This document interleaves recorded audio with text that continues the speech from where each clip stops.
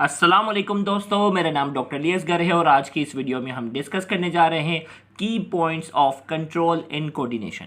आज की इस वीडियो में हम नर्वस कोऑर्डिनेशन और केमिकल कोऑर्डिनेशन के इंपॉर्टेंट की पॉइंट्स को डिस्कस करने जाएंगे। याद रहे की पॉइंट्स वो इंपॉर्टेंट पॉइंट्स होते हैं जो student multiple time books read करने के बाद उन पॉइंट्स को पिक नहीं कर पाते या उन पॉइंट्स को पिक तो कर लेते हैं लेकिन एग्ज़ाम तक रिटेन नहीं रख पाते, जिसकी वजह से उन्हें फाइनल एग्जाम में उनके स्कोर जो है वो कम आता है। तो आज की इस वीडियो में उन तमाम इंपॉर्टेंट पॉइंट्स को हम डिस्कस करने जा रहे हैं। तो आइए हम स्टार्ट करते हैं इंपॉर्टेंट की पॉइंट्स।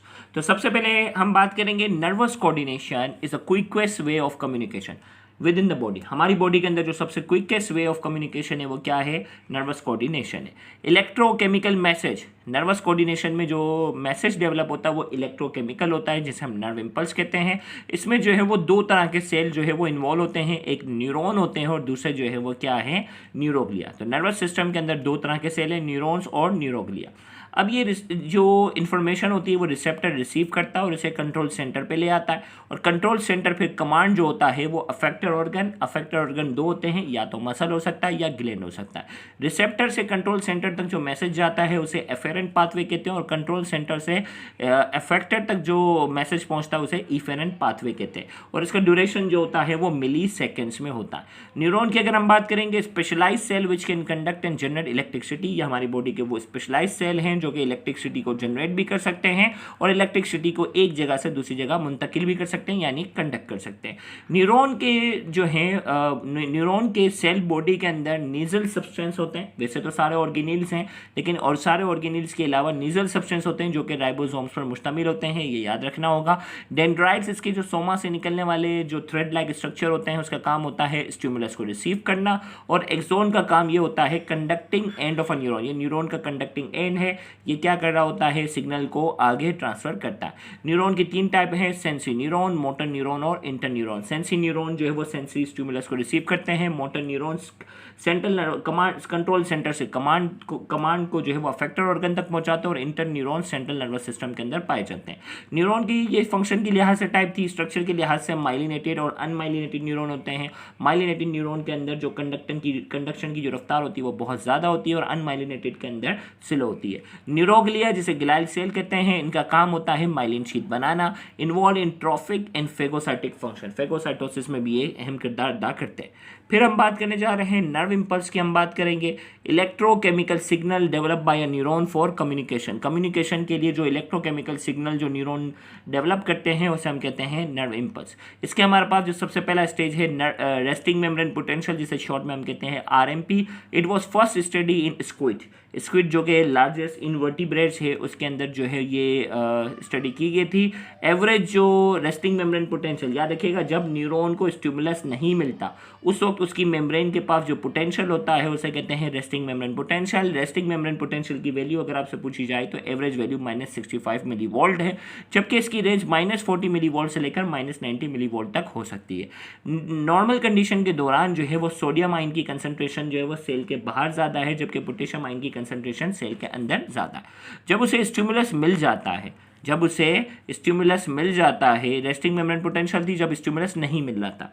जब न्यूरॉन को स्टिमुलस मिलता है तो उस वक्त क्या होता है? Temporary localize reversal of polarity of neurilemma. Neurilemma क्या है? न्यूरॉन की मेम्ब्रेन है, उसमें क्या होता है? लोकलाइज हिस्से पर जो है वो आर्जी तौर पर उसकी पोलरिटी जो है वो चेंज होती है, उसे हम कहते हैं एक्शन पोटेंशियल। स्टिमुलस क्या हो सकता है? Electric shock, touch, sound, vibration, ये वो चीज़ें हैं जो न्यूरॉन को स्टिमुलस के तौर पे काम करेंगी। तो उसमें क्या होता है? -65 से ये वोल्टेज जो होता है वो +40 पे पहुंचता है, यानी -65 से +40 तक का जो प्रोसेस होता है ये डीपोलराइजेशन कहलाता है, और फिर +40 से ये दोबारा पोलरिटी जो है वो -65 तक आती है, उसे कहते हैं रीपोलराइजेशन।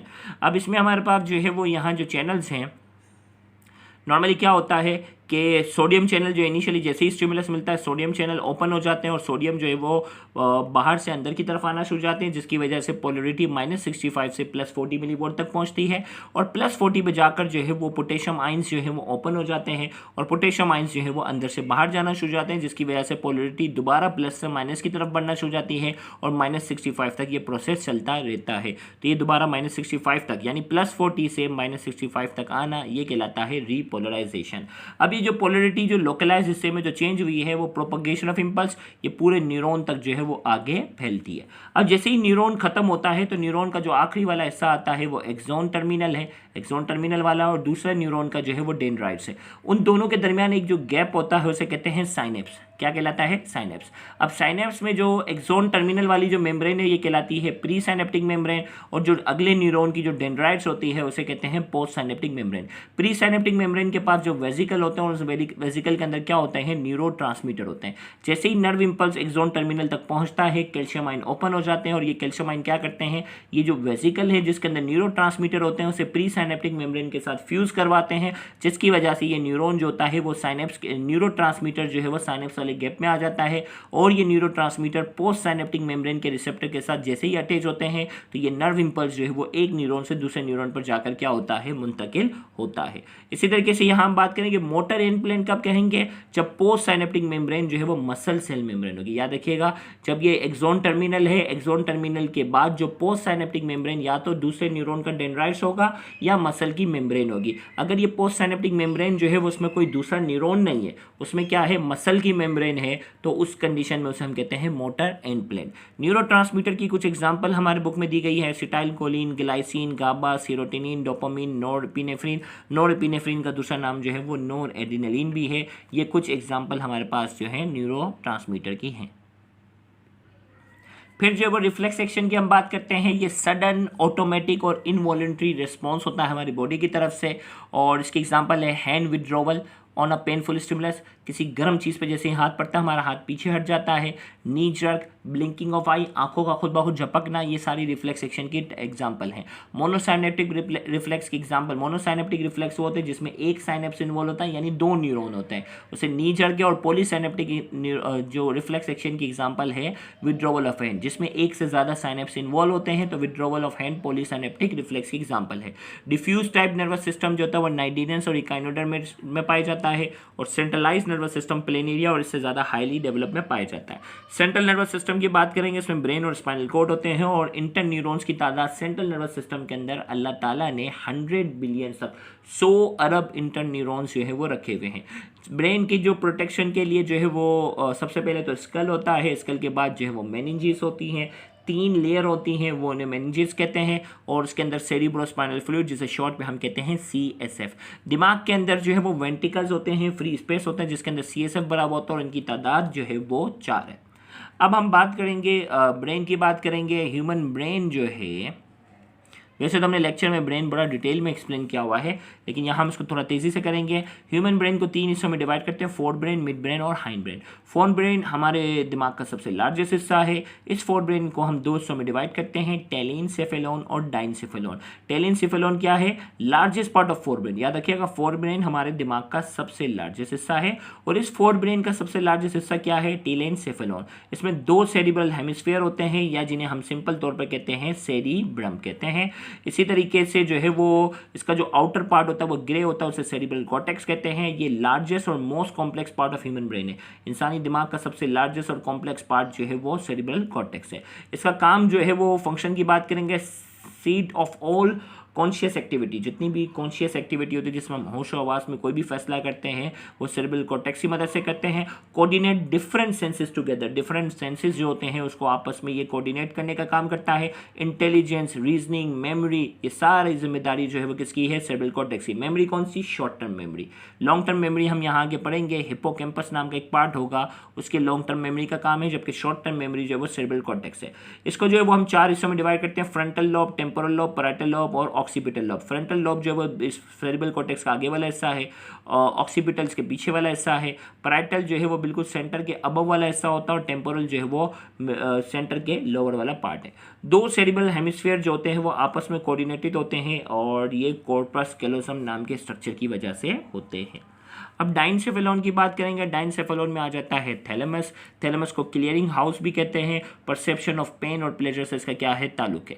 इसी तरीके से दूसरा आ जाता है डाइनसेफेलॉन में आता है लिम्बिक सिस्टम। लिम्बिक सिस्टम में 3 पार्ट्स हैं, हाइपोथैलेमस, अमाइगडेला और हिप्पोकैम्पस। हाइपोथैलेमस क्या है? Regulation of homeostatic function. Homeostatic function जो होम्योस्टेसिस वाला जो चैप्टर में पढ़ते हैं, ये सारी होम्योस्टैटिक वाली एक्टिविटी जो है वो हाइपोथैलेमस परफॉर्म करता है। ये टेम्परेचर को मेंटेन करता है, ब्लड प्रेशर को मेंटेन करता है, hunger, thirst, aggression, pain, pleasure, ये सारी चीज़ें हाइपोथैलेमस मेंटेन करता है।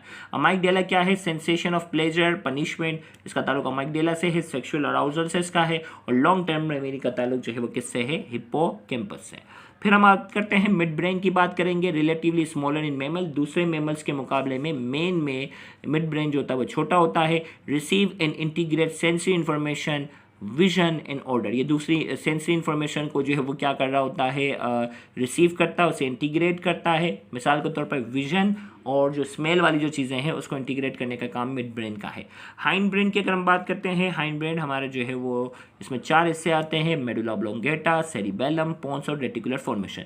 मेडुला ऑब्लोंगेटा जो हमारी बॉडी में जो है वो रिफ्लेक्स सेंटर के तौर पे काम करता है, जिसमें breathing, heart beat, blood pressure, coughing, swallowing, hiccupping, sneezing, vomiting और डाइजेशन, इन तमाम चीज़ों को जो है वो मेडुला ऑब्लोंगेटा कंट्रोल करता है। जबकि सेरिबेलम की अगर हम बात करेंगे, मस्कुलर कोऑर्डिनेशन, बैलेंस और पोजीशन, मसल की कोऑर्डिनेशन करवाता है हमारी बॉडी में, बैलेंस और पोजीशन की जो जिम्मेदारी है वो सेरिबेलम की है। It is greatest in size in human in comparison to other mammal, दूसरे मैमल के मुकाबले में अल्लाह ताला ने सेरिबेलम जो है वो इंसानों में सबसे ज़्यादा लार्जेस्ट बनाया है। पोन्स की बात करेंगे, muscular coordination, facial expression, breathing और स्लीपिंग की जिम्मेदारी पोन्स की है।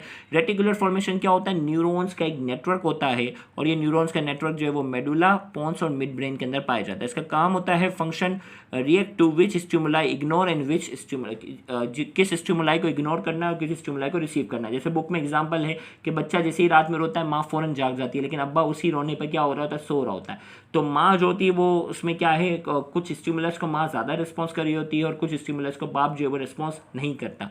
तो ये सारी जिम्मेदारी जो है वो किसकी है? रेटिकुलर फॉर्मेशन की। फिर बात आती है मिड ब्रेन। मिड ब्रेन में जो है वो कितने पार्ट्स हैं? ब्रेन स्टेम की बात करेंगे, इसमें मिड ब्रेन, मेडुला ऑब्लोंगेटा और पोन्स, ये तीनों स्ट्रक्चर मिलकर ब्रेन स्टेम बनाते हैं, और इसका फंक्शन होता है स्लीपिंग और वेकनिंग। फिर हम बात करते हैं स्पाइनल कॉर्ड की। स्पाइनल कॉर्ड है thick whitish nerve cord lies below medulla. याद रखिएगा हमारे दिमाग का सबसे लोवेस्ट पार्ट जो है वो मेडुला ऑब्लोंगेटा है। मेडुला ऑब्लोंगेटा के बाद थिक व्हाइटिश नर्व कॉर्ड, एक रस्सी की तरह स्ट्रक्चर शुरू हो जाता है जिसे हम कहते हैं स्पाइनल कॉर्ड, जिसका आउटर पार्ट जो होता है वो व्हाइट मैटर होता है और इनर जो हिस्सा होता है वो क्या है? ग्रे मैटर है। व्हाइट पार्ट के अंदर जो है वो नर्व फाइबर्स होते हैं और ग्रे मैटर के अंदर नर्व सेल बॉडीज होती हैं। नर्वस सिस्टम की हम बात करेंगे, इसे 2 में डिवाइड करते हैं: पेरिफेरल नर्वस सिस्टम और centralise nervous system. Central nervous system के अंदर ब्रेन और स्पाइनल कॉर्ड है, जो कि ऑलरेडी हम पढ़ चुके हैं। पेरिफेरल नर्वस सिस्टम जो है वो 12 pairs of cranial nerves and 31 pair of spinal nerves, दिमाग से निकलने वाली क्रेनियल नर्व्स होती हैं जिसके 12 पेयर, और स्पाइनल कॉर्ड से निकलने वाली 31 पेयर्स जो हैं जिन्हें हम स्पाइनल नर्व्स कहते हैं, ये मिलकर बनाती हैं पेरिफेरल नर्वस सिस्टम। अब जो वो पेरिफेरल नर्वस सिस्टम को हम क्या करते हैं? 2 में डिवाइड कर देते हैं। सोमैटिक नर्वस सिस्टम जो कि वॉलंटरी एक्टिविटी, जो भी वॉलंटरी एक्टिविटी हम परफॉर्म करते हैं वो सोमैटिक कंट्रोल करता है, मिसाल के तौर पर स्केलेटल मसल की मूवमेंट। ऑटोनॉमिक नर्वस सिस्टम जो होता है वो इनवॉलंटरी एक्टिविटी को कंट्रोल करता है, और इसमें आ जाता है स्मूथ मसल्स, हार्ट, ग्लैंड्स, ये जो इनकी activity autonomic nervous system control करता है। इस ऑटोनॉमिक नर्वस सिस्टम को हम 2 में डिवाइड करते हैं: पैरासिम्पैथेटिक नर्वस सिस्टम और दूसरा आता है sympathetic nervous system. Parasympathetic nervous system क्या है? Vagus nerve plus spinal nerves. Vagus nerve क्या है? 10th क्रेनियल नर्व, दिमाग से निकलने वाले 10वीं क्रेनियल नर्व, और spinal nerve arising from sacral vertebra, sacral vertebra से निकलने वाले, सैक्रल सेगमेंट से निकलने वाली स्पाइनल नर्व्स, ये मिलकर बनाती है parasympathetic nervous system. Associated with relax state, जिसमें हम आराम वाली एक्टिविटी होती है उस वक्त सबसे ज़्यादा ये एक्टिव होता है। मिसाल ये क्या करवाता है? कॉन्ट्रैक्शन ऑफ प्यूपिल ऑफ आई, हमारा जो आई का प्यूपिल होता है उसको कॉन्ट्रैक्ट करवाता है। डाइजेशन ऑफ फूड, फूड की डाइजेशन को बढ़ाता है, और हार्ट बीट को स्लो करता है। सिंपैथेटिक नर्वस सिस्टम क्या है? Nerve arise from thoracic and lumbar region, ये सिर्फ और सिर्फ स्पाइनल नर्व से बना हुआ है। थोरेसिक और लंबर रीजन से निकलने वाली जो स्पाइनल नर्व्स हैं वो मिलकर बनाती हैं सिंपैथेटिक नर्वस सिस्टम। ये हाईली एनर्जेटिक एक्टिविटी को कंट्रोल करता है, मिसाल के तौर पर फाइट और फ्लाइट रेस्पॉन्स। ये हार्ट बीट को बढ़ाता है, ब्रीथिंग रेट को बढ़ाता है, डाइजेशन को स्लो कर देता है, और प्यूपिल को क्या करता है? डायलेट कर देता है, और direct the release of epinephrine. याद रखिएगा ये सारी एक्टिविटी जो होती है वो एपिनेफ्रिन के रिलीज होने की वजह से ये करवाता है। इसी तरीके से रिसेप्टर की हम बात करते हैं, या तो ये मॉडिफाइड न्यूरॉन है या एपिथेलियल सेल है जिनका काम होता है सेंसरी इन्फॉर्मेशन को रिसीव करना। फिर इसके बाद सेंसेशन और परसेप्शन की बात है, stage of awareness of stimulus, जिस पॉइंट पर आप जो है वो स्टिमुलस को रिसीव करते हो वो सेंसेशन कहलाता है, और कंट्रोल सेंटर में जाकर सेंसेशन जो होता है वो किस में कन्वर्ट हो जाता है? परसेप्शन में। In the control centre of the nervous system, impulses are converted into perception में ये कन्वर्ट होता है। फिर रिसेप्टर की टाइप है थर्मो रिसेप्टर जो हीट और कोल्ड को रिसीव कर रहा होता है, कीमो रिसेप्टर जो केमिकल स्टिमुलस को रिसीव करता है जिसमें स्मेल आ जाता है, टेस्ट इसमें आ जाता है। Mechano receptor touch, sound, vibration ये मैकेनो रिसेप्टर में आता है। फोटो रिसेप्टर जो हमारी आइज में है, रोड्स और कोन, ये क्या करते हैं, रोड्स और कोन जो रेटिना के अंदर है ये फोटो रिसेप्टर हैं जो कि लाइट को डिटेक्ट करते हैं। और नोसिसेप्टर क्या है, पेन रिसेप्टर हैं। इसी तरीके से सेंसरी रिसेप्टर्स इन स्किन की अगर हम बात करते हैं तो सेंसरी रिसेप्टर्स इन स्किन के अंदर जो है वो दो हिस्सों में हम डिवाइड करते हैं, फ्री नर्व एंडिंग और encapsulated nerve ending. Free nerve ending वो होती है, देखा, एनकैप्सुलेटेड नर्व एंडिंग होगी जिसके नर्व के न्यूरॉन जहाँ एंड होगा वहाँ जो है वो कनेक्टिव टिश्यू की कवरिंग होगी, जबकि फ्री नर्व एंडिंग में ऐसी कोई कवरिंग नहीं होती। ये किस चीज़ को डिटेक्ट करते हैं, touch, pressure, pain receptor, heat and cold, adapt very slowly to stimulation, और आहिस्ता आहिस्ता स्लोली जाकर जो वो स्टिमुलेशन के क्या हो जाते हैं, ये आदी हो जाते हैं। जबकि एनकैप्सुलेटेड नर्व एंडिंग्स क्या है, nerve ending are close in a capsule of connective tissue, connective tissue की बाकायदा इनकी एंडिंग पर कवरिंग होगी।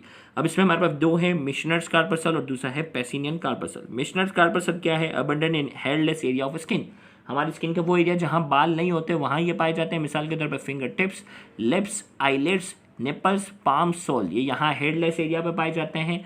और इसकी जो एंडिंग होती है वो कॉइल्ड होती है और कनेक्टिव टिश्यू की कवरिंग होती है। इसकी जो एंडिंग होती है वो कॉइल्ड नहीं होती है और कनेक्टिव टिश्यू की कवरिंग इस तरह होती है जैसे अनियन की तरह, प्याज जिस तरह होती है उसकी लेयर बाय लेयर होती है, वैसे पेसिनियन कार्पसल हमें माइक्रोस्कोप में नजर आते हैं। डर्मिस में पाए जाते हैं, स्किन की जो एपिडर्मिस ऊपर वाली लेयर और डर्मिस इसकी नीचे वाली लेयर है इसमें पाए जाते हैं। In some internal organs freely movable joint, कुछ इंटरनल ऑर्गन्स में फ्रीली मूवेबल जॉइंट में ये पेसिनियन कार्पसल होते हैं। Respond to rapid change in pressure, और प्रेशर में जब रैपिडली तब्दीली आती है उसको ये रिस्पॉन्ड करते हैं। फिर इसके fingers and tongue, greatest number of sensory receptor, हमारे फिंगर टिप और टंग के अंदर अल्लाह ताला ने सबसे ज़्यादा सेंसरी रिसेप्टर रखे हुए हैं। फिर हमारे पास आते हैं aortic and carotid bodies are sensitive to carbon dioxide and hydrogen and in the blood.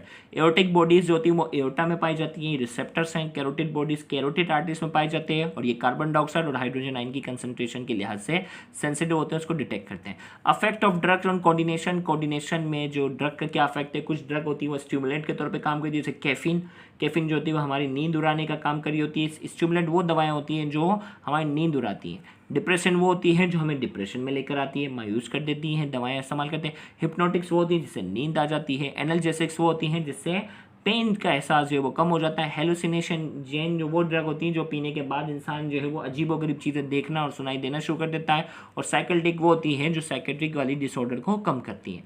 जबकि ये सारी ड्रग्स की कोई डिटेल हमारे कोर्स में शामिल नहीं है, हम यहाँ सिर्फ निकोटीन के बारे में कुछ इन्फॉर्मेशन है। ये टोबैको में पाया जाता है, स्टिमुलेंट के तौर पर काम करता है, नींद उड़ जाती है। जो निकोटीन खाते होंगे उनको आइडिया होगा, नींद उड़ जाती है। Suppress the action of acetylcholine, acetylene के एक्शन को कम कर देते हैं। ये हार्ट बीट को बढ़ाता है, ब्लड प्रेशर को बढ़ाता है। रिड्यूस फटीग, थकावट को कम कर देता है। इंक्रीज अलर्टनेस, तवज्जो जो है वो जो मजदूर होते हैं ना जो 20-20 घंटे काम करते हैं वो अक्सर आपने देखा होगा तंबाकू वाली चीज़ें खाते हैं, तो इंक्रीज अलर्टनेस बढ़ती है। इंप्रूव कंसंट्रेशन भी इससे क्या होती है, बढ़ती है। अब इसका मतलब ये नहीं है कि एग्जाम में जो है वो तुम लोग निकोटीन खाना शुरू कर दो, ये सिर्फ समझाने के तक है, लॉन्ग टर्म में इसके बहुत ज़्यादा नुकसान है। पार्किंसंस डिजीज की बात करेंगे, degeneration and damage to nerve tissue within basal ganglia of the brain. Basal ganglia जो ब्रेन वाला जो पार्ट है उसके जो न्यूरॉन्स जो है उन वहाँ डीजेनरेशन और डैमेज होना शुरू जाती है, तो डिजीज होती है पार्किंसंस डिजीज। इसमें क्या होता है, tremor at rest, resting condition में हाथ और पाँव में जब ट्रेमर्स आना शुरू जाती है, कपकपी आना शुरू जाती है। इंटेलेक्ट रिमेन्स अनअफेक्टेड, इंसान की जहानत जो है वो अफेक्टेड नहीं होती। स्पीच स्लो और हेजिटेंट होती है, जैसे कांप रहा होता है ना बंदा, हेजिटेंट घबराहट का शिकार होता है, इस तरह वो स्लो और हेजिटेंट स्पीच करेगा। इसमें दवाई जो होती है वो लियोडोपा नाम की ड्रग इस्तेमाल होती है जो कि ब्रेन में जाकर डोपामिन में कन्वर्ट हो जाती है और ये सिम्टम को डिक्रीज करती है। अल्जाइमर डिजीज की बात करेंगे, degeneration of neuron of brain के न्यूरॉन जो वो डीजनरेट होंगे। सेरिब्रल कॉर्टेक्स और हिप्पोकैम्पस, ये दोनों का काम जो है वो मेमोरी से, लिहाजा क्या होगा, डिमेंशिया होगा। डिमेंशिया का मतलब होता है loss of memory. First stage में इंसान नोट करेगा कि वो बहुत सारी चीज़ें भूलना शुरू हो गया है। सेकंड फेज में सीवियर लॉस ऑफ मेमोरी, बहुत सारी चीज़ें भूल चुका होगा। और थर्ड स्टेज में उसे हेलुसिनेशन होगा, अजीबोगरीब चीज़ें सुनाई देंगी, दिखाई देंगी। और फिर आखिर में ये डिल्यूजन का शिकार भी हो जाता है थर्ड स्टेज में ही, यानी एक फिक्स आइडिया हो जाता है और जो आर्ग्यूमेंट से हम उसको समझाने की कोशिश करते हैं वो चेंज नहीं होगा, बस उसके दिमाग में एक फिक्स आइडिया बैठ जाता है, उसे हम कहते हैं डिल्यूजन। फिर बात आती है हमारे पास जो है वो एपिलेप्सी की। अगर हम बात करेंगे, tendency to of recurrent seizure, बार बार जो इसमें जो है वो मिर्गी के दौरे पड़ना शुरू हो जाता है, उसे एपिलेप्सी कहते हैं। ये बार बार इंसान बेहोशी की तरफ चले जाता है, क्यों जाता है? Abnormal electrical activity in the brain, दिमाग के अंदर एबनॉर्मल इलेक्ट्रिकल एक्टिविटी होने की वजह से। इसके लिए जो दवाई इस्तेमाल होती है वो है anti convulsion drug. Anti convulsion drug वो होती हैं जो एपिलेप्सी में इस्तेमाल होती हैं, इसके सिम्टम्स को कम करती हैं। फिर आते हैं केमिकल कोऑर्डिनेशन की बात करेंगे। केमिकल कोऑर्डिनेशन में एंडोक्राइन ग्लैंड्स होती हैं, उनकी सिक्रीशन को नाम देते हैं हार्मोन्स। हार्मोन्स और न्यूरोट्रांसमीटर में डायरेक्ट बेसिक फर्क ये है कि न्यूरोट्रांसमीटर न्यूरॉन्स की एंडिंग पर रिलीज होते हैं, जबकि हार्मोन जो होता है वो रिलीज डायरेक्टली इन ब्लड के अंदर डायरेक्ट रिलीज होते हैं और अपने टारगेट ऑर्गन तक जाकर पहुंचते हैं। हार्मोन को 3 हिस्सों में डिवाइड किया हुआ है, peptide hormone, modified amino acid hormone और स्टेरॉइड हार्मोन। पेप्टाइड हार्मोन ये है कि शॉर्ट चेन होती है अमाइनो एसिड की, example glucagon, ADH, oxytocin. Long chain amino acid की जो होती है वो प्रोटीन हार्मोन कहलाते हैं, मिसाल के तौर पे इंसुलिन और prolactin. Modified amino acid hormone के एग्जांपल थायरोक्सिन, एपिनेफ्रिन और नॉरएपिनेफ्रिन। और स्टेरॉइड हार्मोन वो होते हैं जो लिपिड नेचर के होते हैं, ईस्ट्रोजन, प्रोजेस्टेरॉन, टेस्टोस्टेरॉन और एल्डोस्टेरॉन इसकी क्या है? एग्जाम्पल हैं। फिर सेकेंडरी मैसेंजर की बात करेंगे। Secondary messenger required for peptide hormone. Secondary messenger जो होता है वो प्रोटीन या पेप्टाइड हार्मोन के लिए नीड होता है, और सेकेंडरी मैसेंजर के तौर पर जो है वो साइक्लिक एएमपी जो है वो सेकेंडरी मैसेंजर के तौर पे काम करता है। Steroid hormone directly diffuse through plasma membrane. Steroid hormone के लिए सेकेंडरी मैसेंजर की जरूरत नहीं होती, वो प्लाज्मा मेम्ब्रेन से डायरेक्ट डिफ्यूज हो जाते हैं। हाइपोथैलेमस जो है, अब आते हैं एंडोक्राइन ग्लैंड की। हाइपोथैलेमस 2 हार्मोन रिलीज करता है, एडीएच हार्मोन और ऑक्सीटोसिन। एडीएच क्या करता है? वाटर की रीअब्जॉर्प्शन कराता है, और ऑक्सीटोसिन जो होता है वो मिल्क की सिक्रीशन कराता है, और लेबर पेन में जो है उसका बहुत अहम किरदार है। पिट्यूटरी ग्लैंड को प्रीवियसली मास्टर ग्लैंड कहते हैं, लेकिन पिट्यूटरी ग्लैंड जो है वो खुद हाइपोथैलेमस के कंट्रोल में है। हाइपोफाइसिस पिट्यूटरी ग्लैंड को कहते हैं, इसको 3 लोब में डिवाइड करते हैं, एंटीरियर लोब, मीडियन लोब और पोस्टीरियर लोब।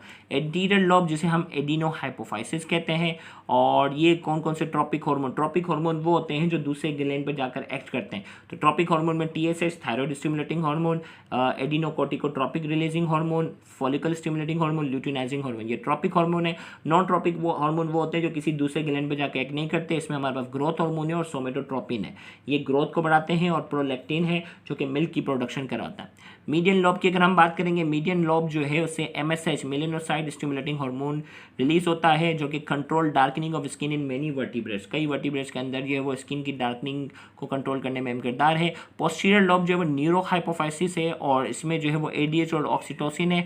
याद रखिएगा ये पोस्टीरियर लॉब के अंदर स्टोर होते हैं, लेकिन इसको बनाने वाला क्या है? हाइपोथैलेमस। ये दोनों बनाता हाइपोथैलेमस है, जबकि रिलीज जो होते हैं वो पोस्टीरियर लॉब में होते हैं, स्टोर जो होते हैं वो पोस्टीरियर लॉब में होते हैं। जाइंट जो है वो पिट्यूटरी ग्लैंड की जो है एक डिजीज़ है, जिसमें इंसान का ग्रोथ हार्मोन ज़्यादा होता है चाइल्डहुड में, जिसकी वजह से इंसान का कद जो होता है वो बहुत लंबा होता है। एक्रोमेगेली वो कंडीशन है जिसमें ग्रोथ हार्मोन एडल्टहुड में बढ़ जाता है, जिसकी वजह से जो है वो उसके हाथ समझे मैंडिबल वगैरह जो होते हैं वो एबनॉर्मली लार्ज होते हैं, लेकिन कद इसमें ज़्यादा नहीं होता, उसे एक्रोमेगेली कहते हैं। डार्फिज्म क्या होता है? जिसमें ग्रोथ हार्मोन चाइल्डहुड में कम होता है, और इसकी वजह से इंसान का कद जो होता है वो छोटा रहता है, लेकिन उसकी मेंटल एक्टिविटी जो होती है वो नॉर्मल रहती है। फिर हम बात करेंगे थायराइड ग्लैंड की। थायराइड ग्लैंड 3 हार्मोन रिलीज करता है, T4 टेट्राआइडोथायरोनिन जिसे थायरोक्सिन भी कहते हैं, T3 जिसे ट्राइआइडोथायरोनिन कहते हैं, और कैल्सिटोनिन रिलीज करता है। कैल्सिटोनिन तब रिलीज होता है जब कैल्शियम आइंस का जो लेवल होता है वो ब्लड के अंदर क्या होता है? कम होता है, और ये क्या करता है? नहीं, ये कैल्शियम आयन के लेवल को कम करता है। कैसे? बाय डिपॉजिट इन बोन के अंदर ये स्टोर करने का काम करता है। गोइटर क्या होता है? आयोडीन की कमी से थायराइड ग्लैंड का इनलार्जमेंट होना, ये गोइटर कहलाता है। क्रिटिनिज्म में क्या होता है? T3 और T4 का लेवल बचपन में कम हो जाता है, जिसकी वजह से हाइट भी कम होती है और मेंटल रिटार्डेड भी होता है। तो याद रखिएगा, क्रिटिनिज्म के अंदर भी इंसान का कद छोटा होता है, और डार्फिज्म में भी। बेसिक फर्क ये है कि डार्फिज्म के अंदर मेंटल लेवल उसका जो है नॉर्मल रहता है, जबकि क्रिटिनिज्म के अंदर मेंटल रिटार्डेड भी होता है, ये बेसिक फर्क है।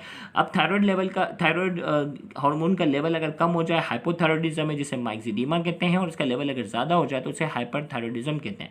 हाइपोथायरॉयडिज्म के अंदर क्या होता है? वेट ज़्यादा होता है, इंसान सुस्त होता है, स्किन ड्राई होती है, हेयर लॉस होते हैं, इनटॉलरेंट ऑफ कोल्ड, सर्दी उसे बर्दाश्त नहीं होगी, कंफ्यूज और डिप्रेस होगा। हाइपरथायरॉयडिज्म के अंदर क्या होता है? प्रोट्रूजन ऑफ आईबॉल जो है वो क्या होती है? इंसान की बाहर आती है, जिसे एक्सोप्थेल्मिया कहते हैं। हार्ट बीट बढ़ती है, हीट इंटॉलरेंस, गर्मी उससे बर्दाश्त नहीं होगी, ब्लड प्रेशर ज़्यादा होगा, प्रोफ्यूज स्वेटिंग होगी, पसीने ज़्यादा आएंगे, और वेट क्या होगा? कम होगा।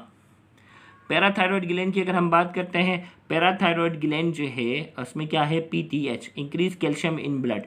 ये क्या करता है, पैराथायरॉयड हार्मोन का लेवल जो है वो ज़्यादा होने की वजह से ये जो है वो क्या करता है, कैल्शियम आयन के लेवल को ज़्यादा करता है।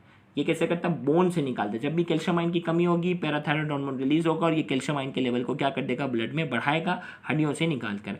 पेंक्रियाज की बात करेंगे, इसमें जो पेंक्रियाज जो है वो एक्सोक्राइन और एंडोक्राइन दोनों है। एक्सोक्राइन वाला पार्ट जो होता है वो एंजाइम प्रोड्यूस करता है जो कि डाइजेस्टिव सिस्टम में पड़ते हैं, और एंडोक्राइन वाला पार्ट जो है वो इसका कहलाता है आइलेट्स ऑफ लैंगरहैंस, जिसमें 2 सेल का जिक्र है, अल्फा सेल और बीटा सेल का हमारे कोर्स में जिक्र है। अल्फा सेल ग्लूकागोन नाम का हार्मोन रिलीज करता है और बीटा सेल जो है वो इंसुलिन नाम का हार्मोन रिलीज करते हैं। डायबिटीज मेलाइटिस एक ऐसी कंडीशन है जिसमें इंसुलिन का लेवल जो होता है वो कम हो जाता है। 2 टाइप्स हैं, टाइप 1 के अंदर बीटा सेल डिस्ट्रॉय होते हैं, और टाइप 2 के अंदर जो है वो टारगेट सेल जो होता है उसके इंसुलिन जो है वो काम करना छोड़ देते हैं, जिसकी वजह से ब्लड के अंदर ग्लूकोज का लेवल ज़्यादा होता है, जिसकी वजह से पॉलीयूरिया, पॉलीडिप्सा, पॉलीफेजिया और ग्लाइकोसयूरिया होता है। पॉलीयूरिया का मतलब पेशाब बहुत ज़्यादा लगेगी, पॉलीडिप्सिया इंसान को प्यास बहुत ज़्यादा लगेगी, इसी के पॉलीफेजिया इंसान को भूख बहुत ज़्यादा लगेगी, और ग्लाइकोसयूरिया यानी उसकी यूरिन के अंदर जो है वो ग्लूकोज भी क्या होगा, लॉस होगा। फिर हम बात करते हैं एड्रिनल ग्लैंड की। एड्रिनल ग्लैंड का जो आउटर वाला पार्ट होता है वो एड्रिनल कॉर्टेक्स कहलाता है, और इसका इनर वाला पार्ट होता है वो इनर मेडुला कहलाता है। एड्रिनल कॉर्टेक्स जो भी हार्मोन रिलीज करते हैं उनको कंबाइनली हम कहते हैं कोर्टिकोस्टेरॉइड्स हार्मोन। इसमें हमारे पास आता है cortisol, involve in glucose metabolism. Glucose metabolism में कोर्टिसोल का बहुत अहम किरदार है। कोर्टिसोल का लेवल जब भी ज़्यादा हो जाता है, जो डिजीज़ होती है वो कुशिंग सिंड्रोम है। कोर्टिसोल का लेवल जब कम होता है, जो डिजीज़ होती है उसे कहते हैं एडिसन डिजीज़। कुशिंग सिंड्रोम की सिम्टम्स जो है वो ओबेसिटी, मोटापा होगा, मसल वेस्टिंग होगी, मसल कमज़ोर होंगे, हाइपरटेंशन, ब्लड प्रेशर ज़्यादा रहेगा, और डायबिटीज़, शुगर भी उसकी ज़्यादा रहेगी। एडिसन डिजीज़ क्या होता है, consequence of auto immune process. Auto immune disorder की वजह से एड्रिनल कॉर्टेक्स में क्या होता है, एड्रिनल कॉर्टेक्स को ऑटो इम्यून सिस्टम डिस्ट्रॉय करता है, जिसकी वजह से कोर्टिसोल का लेवल कम होता है, वीकनेस, कमज़ोरी होगी, वेट लॉस, वजन कम होगा, लो ब्लड शुगर रहेगी, और ब्लड प्रेशर भी क्या रहेगा, इंसान का कम रहेगा। एल्डोस्टेरॉन की हम बात करेंगे, इसका काम होता है increase reabsorption of sodium and chloride ions, जो है वो सोडियम और क्लोराइड आयन की रीएब्जॉर्प्शन को बढ़ाता है। जब भी सोडियम आयन का लेवल कम होता है, किडनी जो है वो एक हार्मोन रिलीज करता है जिसका नाम है रेनिन। रेनिन क्या करता है, एंजियोटेंसिनोजेन को किस में कन्वर्ट करता है, एंजियोटेंसिन 1 में, और एंजियोटेंसिन 1 जो है वो लंग के अंदर जाकर एंजियोटेंसिन 2 में कन्वर्ट हो जाती है, जो कि एड्रिनल कॉर्टेक्स जो है उसको स्टिमुलेट करती है कि वो एल्डोस्टेरोन नाम का हार्मोन रिलीज करे, जो कि सोडियम की रीएब्जॉर्प्शन को बढ़ाता है। याद रखिएगा, एंजियोटेंसिन जो है वो क्या करता है, कंस्ट्रिक्ट आर्टरीज को कंस्ट्रिक्ट करता है, और इस तरह ब्लड प्रेशर बढ़ाने में हेल्प करता है। फिर इसी तरीके से एंड्रोजन की बात करेंगे, सिमिलर टू टेस्टोस्टेरोन के सिमिलर होता है, और अगर एंड्रोजन का लेवल अगर ज़्यादा हो जाए फीमेल के अंदर तो मैस्कुलिनाइजेशन इन फीमेल के अंदर जो है वो मैस्कुलिनाइजेशन यानी दाढ़ी और मूछें फीमेल की भी आ सकती हैं। एड्रिनल मेडुला की अगर हम बात करने जाते हैं, एड्रिनल मेडुला जो है वो हार्मोन जो रिलीज़ करता है उस हार्मोन को हम कहते हैं इमरजेंसी हार्मोन। अब इसमें हमारे पास जो है वो एड्रिनलिन जिसे एपिनेफ्रिन कहते हैं, नॉर एड्रिनलिन जिसे नॉर एपिनेफ्रिन कहते हैं। ये दोनों हार्मोन जो है वो फाइट और फ्लाइट रिस्पॉन्स के अंदर जो है वो बहुत अहम किरदार करते हैं, यानी हाईली एनर्जेटिक एक्टिविटी में बहुत अहम किरदार अदा करते हैं। यानी सिंपैथेटिक नर्वस सिस्टम जो चीज़ें करवाता है ये सारे ये दोनों हार्मोन की वजह से। एपिनेफ्रिन जो होते हैं वो कार्डियक अरेस्ट, एनाफाइलेटिक शॉक और एक्यूट एस्थमा के अंदर जो है वो एपिनेफ्रिन नाम की दवाई दी जाती है। ये तीनों कंडीशन याद रखिएगा, इसीलिए ये इमरजेंसी हार्मोन भी कहलाता है। थाइमस जो है वो थाइमस ग्लैंड थाइमोसिन नाम का हार्मोन रिलीज करता है, और ये टी लिम्फोसाइट की मैच्योरेशन के अंदर अहम किरदार अदा करता है। पीनियल ग्लैंड जो है वो मेलेटोनिन नाम का हार्मोन रिलीज करता है, और ये नाइट के टाइम पे ज़्यादा रिलीज होता है। और गोनेट्स जो है वो आपको मालूम है टेस्टिस और ओवरीज हैं, जिसके बारे में रिप्रोडक्शन में ऑलरेडी हम काफ़ी डिटेल में पढ़ चुके हैं। तो यहाँ जाकर इंपॉर्टेंट की पॉइंट्स जो है वो मुकम्मल होती हैं। उम्मीद करते हैं लेक्चर आपके लिए काफ़ी इन्फॉर्मेटिव होगा। Thank you very much. अल्लाह हाफिज़।